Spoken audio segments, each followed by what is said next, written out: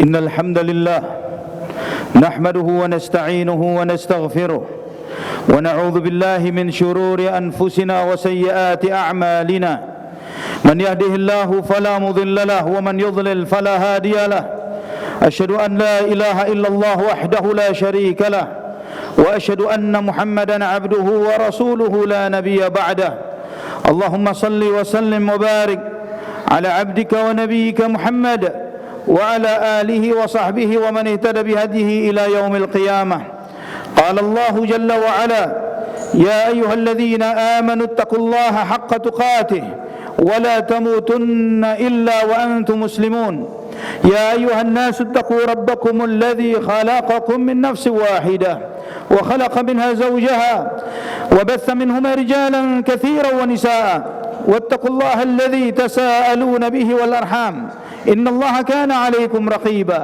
يا أيها الذين آمنوا اتقوا الله وقولوا قولا سديدا يصلح لكم أعمالكم ويغفر لكم ذنوبكم ومن يطع الله ورسوله فقد فاز فوزا عظيما أما بعد فإن أصدق الحديث كتاب الله وخير الهدي هدي محمد صلى الله عليه وسلم وشر الأمور محدثاتها وكل محدثة بدعة وكل بدعة ضلالة وكل ضلالة في النار Ma'asyiral muslimin rahimani wa rahimakumullah.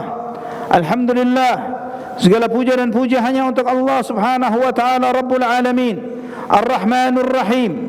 Allah Subhanahu wa taala yang telah memberikan hidayah kepada kita dengan nikmat Islam, hidayah yang sangat agung dan besar dan mulia, yang dengan hidayah ini kita beribadah hanya kepada Allah Subhanahu wa taala Rabbul alamin.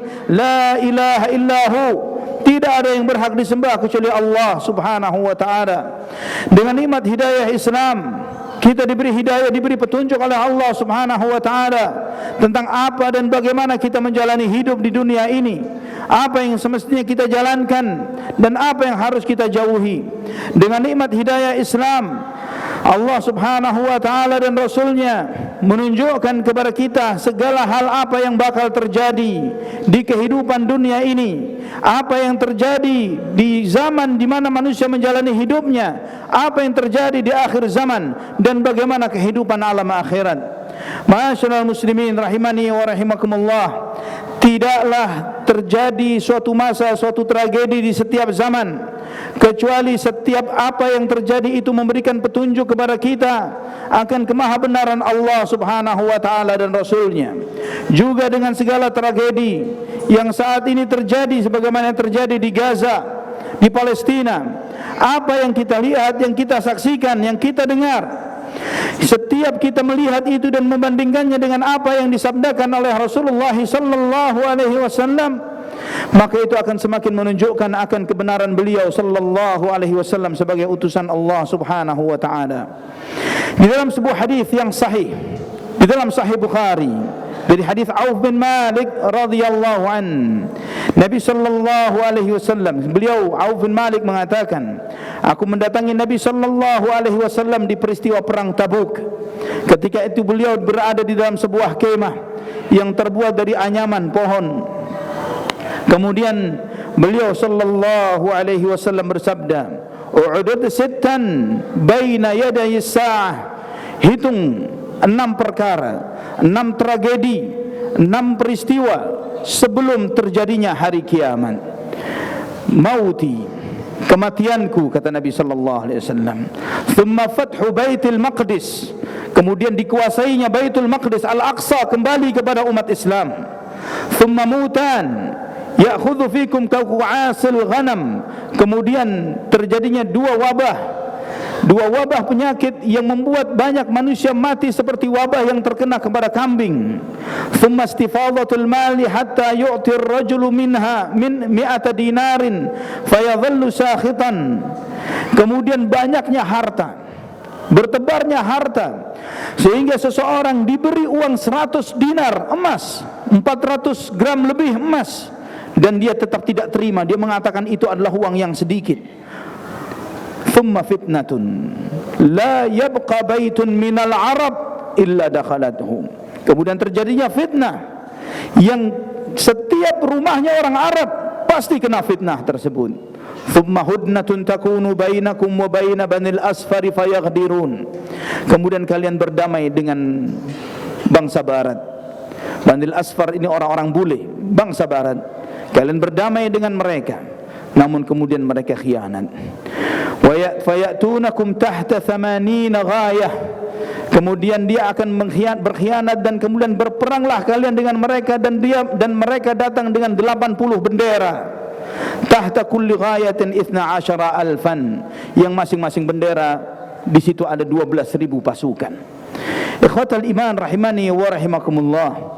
Nabi kita Muhammad bin Abdullah sallallahu alaihi wasallam menyampaikan kepada kita tentang beberapa ciri, beberapa tanda sebelumnya terjadi hari kiamat. Dan kita melihat ikhwatal iman bahwa dihitungnya terjadinya sa'ah, terjadi kiamat, terjadinya tanda-tanda sebelum terjadinya hari kiamat ini disampaikan oleh Nabi sallallahu alaihi wasallam dalam puluhan hadis. Yang sebagian tanda-tanda itu disebutkan oleh para ulama sebagai tanda-tanda kecil, dan sebagainya adalah sebagai tanda-tanda besar. Di antara tanda-tanda ini yang disebutkan oleh Nabi sallallahu alaihi wasallam adalah kematian beliau sallallahu alaihi wasallam, dan kematian Nabi kita Muhammad sallallahu alaihi wasallam, matinya nabi terakhir, yang artinya tidak ada lagi nabi yang diutus sesudah kematian beliau sallallahu alaihi wasallam, yang menunjukkan bahwa memang kita hidup di penghujung zaman, di penghujung akhir kehidupan dunia. Tidak ada nabi setelah Muhammad sallallahu alaihi wasallam. Beliau adalah nabi terakhir, penutup risalah kenabian. Malaikat Jibril alaihi salam tidak lagi turun untuk membawakan wahyu untuk manusia yang lainnya. Selesai. Dan itulah berakhirnya kenabian dan menunjukkan akhir dari kehidupan dunia. Thumma fathu Baitul Maqdis. Kemudian dikuasainya Baitul Maqdis oleh kaum muslimin. Ikhwatal iman rahimani wa rahimakumullah. Ini janji Nabi kita Muhammad ibn Abdullah sallallahu alaihi wasallam, wa wa'duhu haq wa huwa nabiyyun la kadhib, bahwa dia adalah nabi yang benar, nabi yang tidak pernah berbohong sallallahu alaihi wasallam, bahwa Al-Aqsa, Baitul Maqdis akan kembali kepada tangan kaum muslimin. Dan itu sahih dalam Sahih Bukhari. Dan pertempuran kita dengan mereka yang mencoba menguasai tanah yang paling suci setelah Mekah dan Madinah ini adalah pertempuran yang akan berakhir di bawah kekuasaan dan kemenangan umat Islam. Ikhwatal iman rahimani wa rahimakumullah. Nabi sallallahu alaihi wasallam bersabda dalam hadis yang disahihkan oleh Imam Ibn Hibban dan disahihkan oleh para ulama yang lainnya, idza fasada ahlus syam fala khaira fikum. Jika penduduk negeri Syam telah rusak, maka kalian yang lainnya wahai umat Islam tidak akan ada kebaikannya. Dijelaskan oleh para ulama bahwa Syam ini, tanah Syam di situ adalah Palestina, Yordania, Lebanon dan Suria. Itu adalah masuk daerah Syam.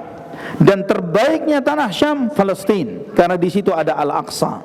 Jika mereka rusak, maka itu menunjukkan sakitnya seluruh kaum muslimin di muka bumi. Fala khaira fikum, kalian tidak ada baiknya. Dan itu yang terjadi, yang kita rasakan saat ini. Bagaimana lemah, titik terlemahnya seluruh umat Islam. Miliarnya adalah buih di lautan, seperti yang kita alami saat ini. Allahul musta'an. Wala haula wala quwata illa billah. Namun kekalahan ini ikhwatal iman, kelemahan ini tidak akan berlangsung lama. Karena Nabi sallallahu alaihi wasallam menyampaikan bahwa kalian akan kembali menguasai Baitul Maqdis, dan memang innan nasra ma'al karb wa inna ma'al usri yusra, bahwa kemenangan itu datang di saat titik-titik kelemahan, dan sesungguhnya bersama kesusahan di situ ada kemudahan. Dan kita haqqul yaqin, kita penuh dengan keyakinan dengan apa yang dijanjikan oleh Nabi kita Muhammad ibn Abdullah sallallahu alaihi wasallam, bahwa Baitul Maqdis dan Syam akan kembali kepada tangan kaum muslimin. Kemudian Nabi sallallahu alaihi wasallam menyampaikan yang ketiga, terjadinya wabah penyakit. Yang wabah ini kaqu'asil ghanam, yang kata Rasulullah SAW itu seperti wabah yang menimpa binatang, yang ketika mereka terkena maka pasti dia akan mati. Ini apakah wabah itu seperti Covid kemarin? Lah, Covid itu sangat ringan. Nanti akan ada wabah yang lebih mengerikan, yang membuat banyak orang mati dengan cepat karena wabah tersebut. Dan yang seperti ini pernah terjadi di zaman Khalifah Umar bin Al-Khattab radhiyallahu an di tahun ke-18 Hijriah, ketika disebut dengan Ta'un Amwas, karena terjadinya di Amwas di negeri Syam, yang pada saat itu banyak kaum muslimin yang meninggal pada saat itu, dan banyak para sahabat radhiyallahu anhum yang wafat karena hal tersebut. Yang disebutkan dalam buku-buku sejarah bahwa ketika wabah itu terjadi, tidak kurang dari 25.000 kaum muslimin mati karena wabah ini. Ikhwatal iman rahimani wa rahimakumullah. Kemudian Nabi SAW menyebutkan istifadatul mal, tersebarnya harta. Harta menjadi semakin membludak, semakin banyak. Ikhwah fillah. Dan kita merasakan semakin hari harta itu semakin melimpah. Dulu mungkin sebagian dari antum ketika mengenali orang kaya, antum akan mengatakan orang ini jutawan. Tapi apa arti jutawan saat ini? Kita akan mengatakan itu sekarang ini miliarder, triliuner. Nilai harta itu semakin melimpah dan melimpah. Dan ikhwah fillah rahimani wa rahimakumullah, dan itu akan semakin hari semakin seperti ini, sampai Nabi sallallahu alaihi wasallam menyebutkan dalam hadis yang lainnya dalam Sahih Bukhari, la taqumus sa'atu hatta yakthura fikumul malu fayafid. Tidak akan terjadi kiamat sampai harta itu semakin melebar, sampai tersebar di sana sini. Hatta yuhimma rabbal mali an yaqbala sadaqatahu hatta ya'ridahu fayaqulu alladhi ya'riduhu alaihi la araba li fih. Sehingga seorang pemilik harta ingin memberikan hartanya kepada seseorang, dan si penerima mengatakan saya tidak butuh dengan hartamu itu. Ikhwatal iman rahimani wa rahimakumullah. Dan peristiwa yang seperti ini dulu juga pernah terjadi di masa Khalifah Umar bin Abdul Aziz rahimahullah, dan itu pun bakal terjadi sebagaimana yang disabdakan oleh Nabi sallallahu alaihi wasallam. Kemudian Nabi sallallahu alaihi wasallam menyampaikan thumma hudna thumma takunu fitnatun ma min baitin minal arab illa dakhalatha.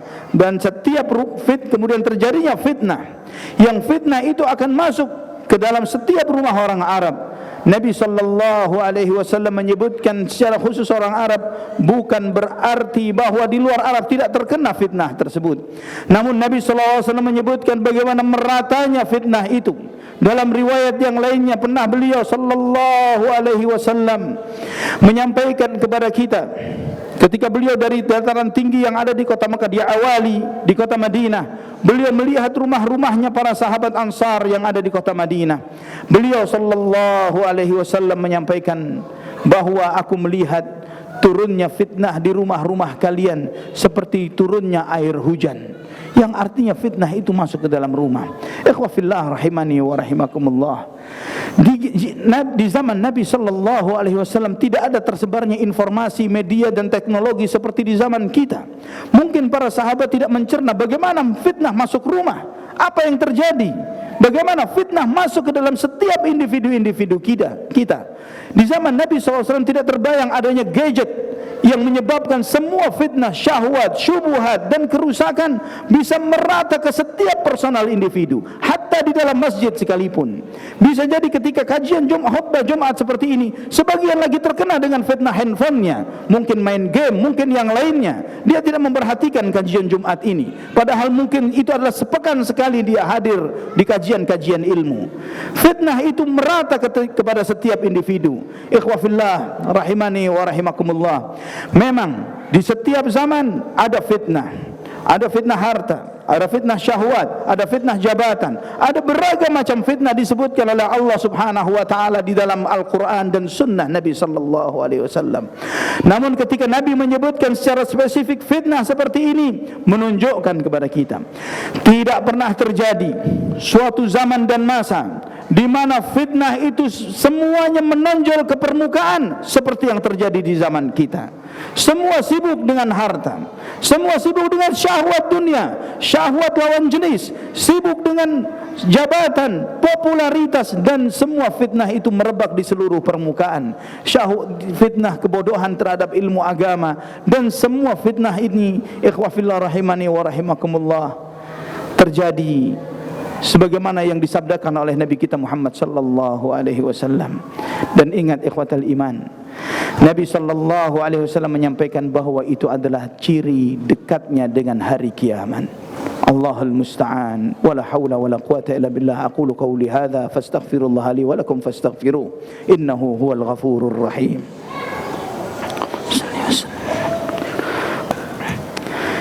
Alhamdulillah wassalatu wassalamu ala Rasulillah wa ala alihi wa sahbihi wa man walah.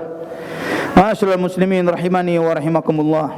Kemudian yang keenam yang disebutkan oleh Nabi kita Muhammad bin Abdullah sallallahu alaihi wasallam, "Tsumma hudnatun takunu bainakum wa baina banil asfar." Kemudian adalah perjanjian antara kalian dengan orang-orang Banil Asfar, orang-orang yang warna kulitnya adalah kuning, yang warna kulitnya adalah mereka ini adalah orang-orang bule. Yang kata Nabi sallallahu alaihi wasallam yang disebut Banil Asfar dijelaskan oleh para ulama, hum ar-Rum, ialah Romawi dan keturunannya. Ini Nabi sallallahu alaihi wasallam menyebutkan bagaimana nanti umat Islam secara khusus orang-orang Arab melakukan perdamaian dengan keturunan Romawi, orang-orang bule, orang-orang Barat ini, Amerika dan yang semisalnya, yang perdamaian ini terjadi antara mereka, yang menjaga kedamaian di antara mereka.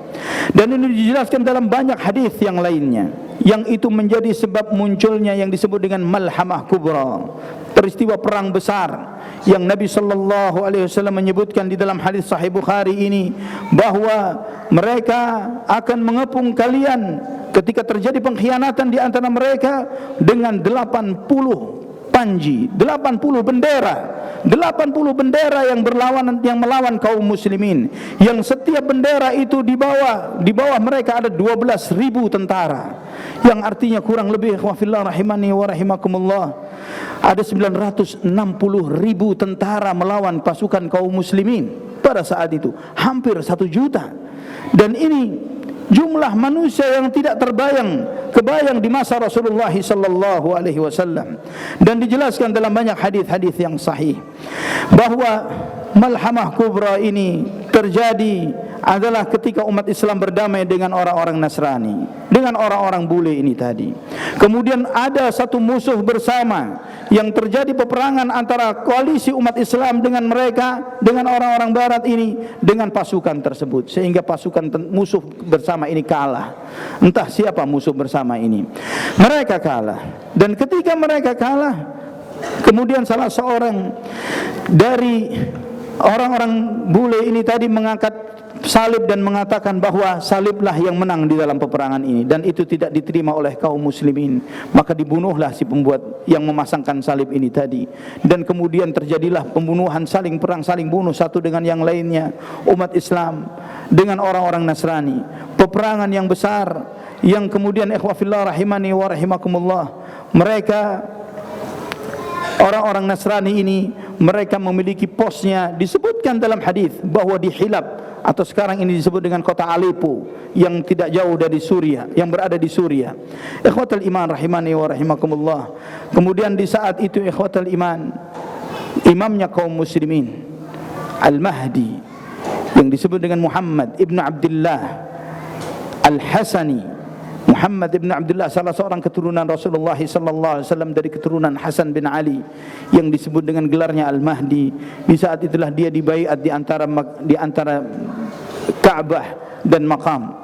Kemudian dia dengan 12.000 tentaranya, beliau mengirimkan pasukannya untuk menghadapi kaum orang-orang Nasrani tersebut. Dan ikhwatal iman rahimani wa rahimakumullah, dengan di bawah kepemimpinan itulah kemudian Konstantinopel untuk kedua kalinya dikuasai, sampai kata Nabi kalian akan menguasai Romawi yang ada di Italia, yang merupakan yang saat ini disebut dengan Vatikan. Dan kemudian ikhwatal iman rahimani wa rahimakumullah, di saat itulah kaum muslimin terdengar suara di antara tentara orang-orang kafir bahwa Dajjal muncul pada saat itu. Dajjal muncul di antara kaum muslimin. Maka umat Islam mereka berfokus di negeri Syam, secara khusus adalah di Damaskus di Suriah. Dan ikhwatal iman rahimani wa rahimakumullah, kemudian Al-Mahdi mengutus utusan-utusannya yang disebut oleh Nabi sallallahu alaihi wasallam mereka adalah sebaik-baik pasukannya muslimin pada saat itu untuk mencari tahu benarnya berita apakah benar-benar Isa benar-benar Dajjal keluar pada saat itu. Dan ketika itu benar terbukti, tidak lama setelah itu diturunkannya Nabiullah Isa alaihi salam. Ketika umat Islam sedang solat subuh di Damaskus, dan Nabi SAW menyebutkan bahwa Isa AS turun di antara dua sayap malaikat di menara putih di Suria, di Damaskus. Dan menara itu disebut juga sebagai, saat ini kata Imam Ibn Katsir, adalah masjid yang dibangun oleh dinasti Bani Umayyah, Masjid Jami' al-Umawi yang sampai hari ini sudah ada. Ikhwatal iman, di saat itulah Nabi Isa AS melihat tentara kaum muslimin mengusap kepala mereka dengan mengatakan, kamu nanti di surga di sini tempatnya, kamu nanti di surga di sini tempatnya, dan seterusnya. Setelah itu beliau bermakmum kepada Al-Mahdi tersebut, salat subuh bersama mereka, dan kemudian setelah itu mereka berjihad melawan orang-orang kafir yang pada saat itu Nabi SAW menyebutkan, kalian akan membunuh orang-orang Yahudi sampai dimanapun mereka sembunyi. Mereka tempat persembunyiannya akan menyampaikan, walaupun pohon dan batu akan berkata, wahai muslim, wahai hamba Allah, di belakangku ada Yahudi, bunuh dia. Ikhwatal iman, sampai Nabi Allah Isa AS mengejar Dajjal laknatullah alaihi dan dibunuh di Bab Lud. Disebut oleh Nabi tempat matinya Dajjal satu tempat namanya Bab Lud. Dan di mana Bab Lud itu sekarang yang menjadi bandara utamanya Yahudi Israel. Ikhwah fillah rahimani wa rahimakumullah. Jika setiap kita melihat tragedi yang terjadi, kita melihat bahwa hitungan kiamat itu semakin dekat, dan membuat setiap muslim harus semakin bertakwa kepada Allah Subhanahu wa taala. Semua firman Allah, semua sabda Rasulullah SAW pasti terjadi. Dan di mana kita? Apakah kita sebagai seorang mukmin, ataukah sebaliknya menjadi orang-orang fasik atau kafir waliyadzu billah, atau munafik waliyadzu billah? Dan hendaklah kita bersama orang-orang beriman mendoakan mereka, mendoakan saudara-saudara kita yang sekarang ini saat ini berjuang dalam dizalimi oleh orang-orang Yahud. Semoga Allah SWT memberikan pertolongan kepada mereka. Semoga Allah SWT merahmati para syuhada mereka. Semoga Allah SWT juga menganugerahkan kepada kita kesempatan untuk berjuang membela agama Allah SWT dan mati syahid di jalannya. Allahumma salli wa sallim wa barik ala abdika wa nabiyyika Muhammad. Allahumma ighfir lil muslimina wal muslimat wal mu'minina wal mu'minat al ahya'i minhum wal amwat. Allahumma a'izz al-islam wal muslimin. Allahumma adhill asy-syirka wal musyrikin. Allahumma 'alaika bil yahud fa innahum la yu'jizunak. Allahumma ansur ikhwanana al mujahidin fi Palestin wa fi Gaza ya rabbal alamin. Allahumma 'alaika bil yahud al ghasibin al zalimin ya rabbal alamin. Allahumma 'alaika bihim fa innaka antal qawiyyul matin ya rabbana ya karim. اللهم اغفر لنا ولوالدينا وارحمهما كما ربونا صغارا. ربنا هب لنا من أزواجنا وذرياتنا قرة أعين واجعلنا للمتقين إماما. ربنا آتنا في الدنيا حسنة وفي الآخرة حسنة وقنا عذاب النار. وصلى الله على عبدك ونبيك محمد وعلى آله وصحبه وسلم. والحمد لله رب العالمين. أقم الصلاة.